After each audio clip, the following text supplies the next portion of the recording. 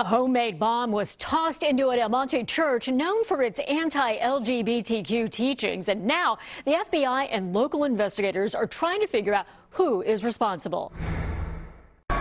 Sometimes things can happen anywhere. Angel Payan's machinery shop's just across the street from the First Works Baptist Church, site of this morning's explosion. Vulgar graffiti is now sprawled across the walls. He won't be doing business today. Somebody decided they wanted to do something about it. Payan says the church pastor, Bruce Mejia, has been the target of protests recently over his perceived teachings against the LGBTQ community. Everything that I do is within these doors to my congregation.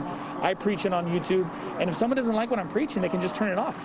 Pastor Mejia says the bombing is clearly a hate crime. We've been here for 3 years, and not once have we ever incited violence towards anybody.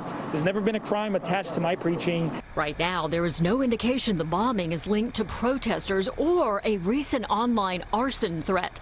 The group that organized the protest, Keep Monte Friendly, issued a statement ahead of a pride march tomorrow, saying that march is now canceled out of a, quote, abundance of caution. As for the pastor, he says the violence won't stop him from preaching what he believes. I'm more fearful of disobeying God and preaching his word than any individual in this world. I'm willing to lose everything to preach God's word. No one was injured in the explosion. The FBI has now joined in that investigation.